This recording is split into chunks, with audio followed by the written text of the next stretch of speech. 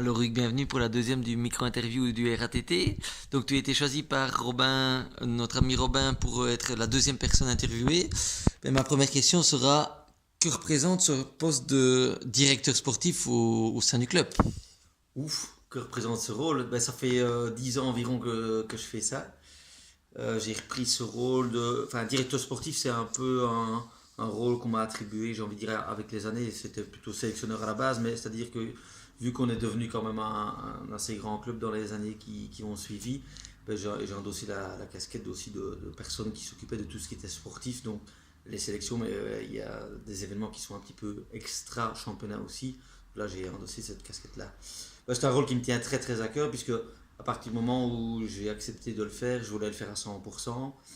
Et voilà, donc c'est un rôle qui me prend, j'ai envie de dire, comme la moitié d'un job, mais je l'accepte volontiers. En quelques mots, qu'est-ce que ça représente sur une semaine, on va dire?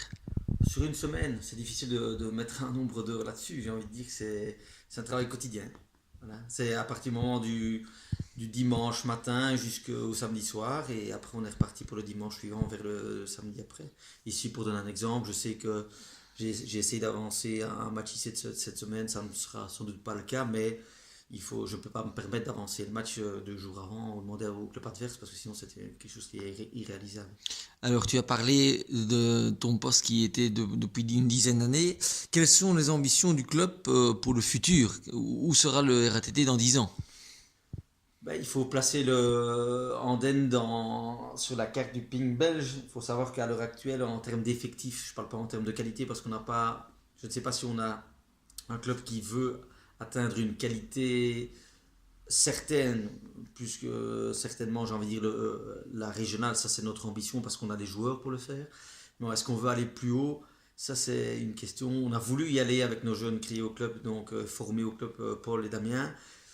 On a certainement l'envie de vouloir y retourner d'ici quelques années si on fait un effort, ou même dans un avenir proche, si on fait un effort vis-à-vis d'eux pour essayer d'aller jouer en deux nationales. Maintenant, la super division et la première nationale à Andenne, je ne vois pas comment on y arriverait dans les années à venir, sauf si on change de politique. Mais tant que je serai là, je ne pense pas qu'on va changer beaucoup notre politique, puisque on est à l'heure actuelle un des clubs en termes d'effectifs. Je peux vous assurer que maintenant, à l'heure d'où je vous parle, un top 5 en Belgique en termes d'effectifs.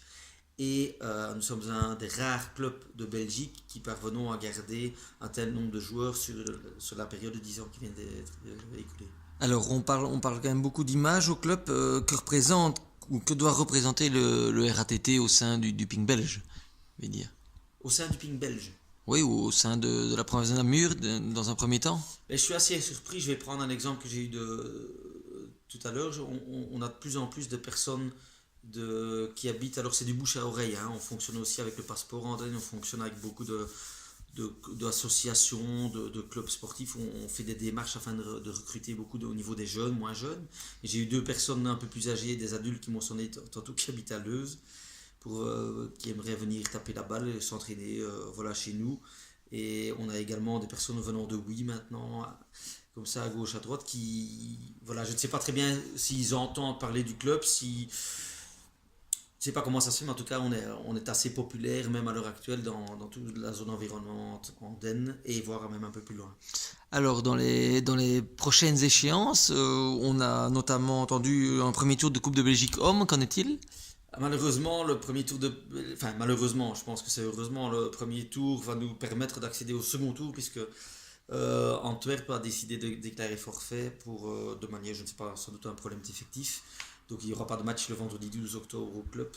On le déplore parce que ça aurait été une belle fête déjà contre Anvers, c'est un match équilibré, mais si le tirage est clément, on pourra peut-être offrir une meilleure affiche encore contre une deuxième nationale ou une première nationale.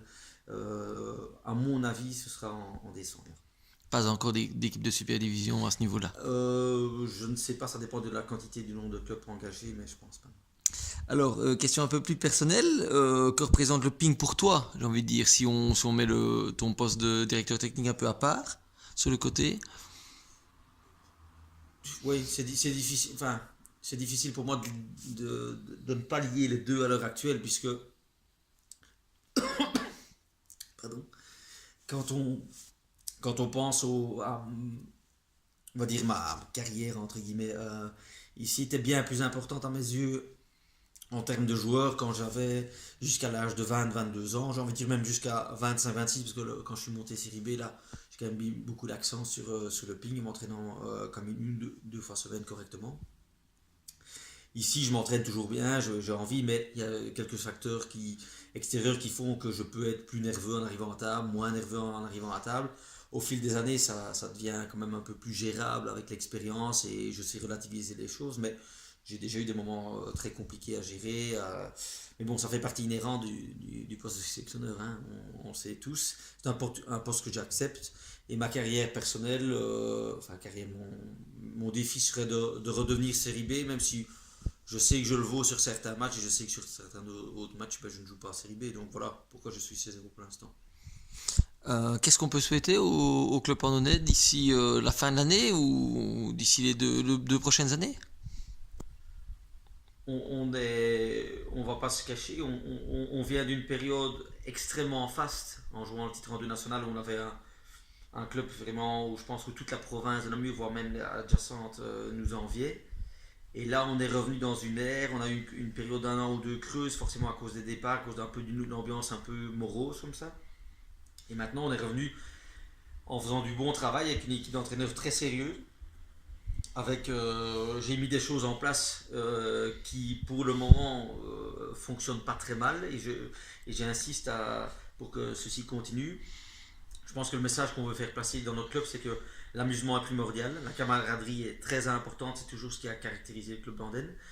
Mais aussi, on veut que le tennis de table soit reconnu comme un sport dans la région et pas uniquement quelque chose qu'on vient jouer quand on a le temps ou pas. Donc ça, c'est important que les jeunes comprennent, et moins jeunes, et les adultes le comprennent aussi, que à partir du moment où on s'engage, on doit s'engager pour le club à travers le jeu, le championnat, à travers d'autres activités. Et je pense que si on veut perdurer dans le temps qu'on vient de faire pendant 10 ans, ça part de ça, des adultes, des jeunes ils doivent tous aller dans le même sens.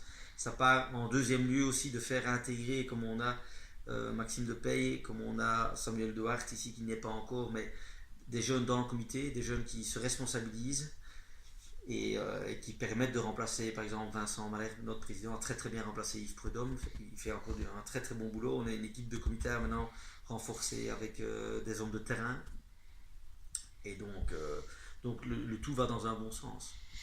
Alors, pour terminer ici cette interview, quelques petites questions au vol ainsi. Donc, si tu étais un joueur de tennis de table célèbre, qui serais-tu? Jan Ove Warner. Pourquoi? Parce que j'ai toujours admiré la facilité avec laquelle il jouait, et que c'était un peu, c'était un peu mon idéal de jeu, et un peu la manière dont je joue aussi, ce qui me coûte aussi des matchs, mais en restant trop défensif, en restant un petit peu passif comme ça. Mais lui, il le faisait très très bien, et il faisait croire à l'adversaire qu'il était passif, alors qu'il savait mettre quand même beaucoup d'agressivité dans son jeu. Si tu pouvais jouer d'un instrument de musique? De la guitare ou du piano. Ok, pourquoi guitare, piano? Parce que je trouve que c'est toujours, surtout en hiver, je trouve que ça peut être très intéressant lors d'événements familiales. J'ai jamais su. Ok, donc ce n'est pas un truc. Et ben voilà, nous te remercions pour cette interview et nous souhaitons au RATT une bonne continuation. Merci à vous aussi.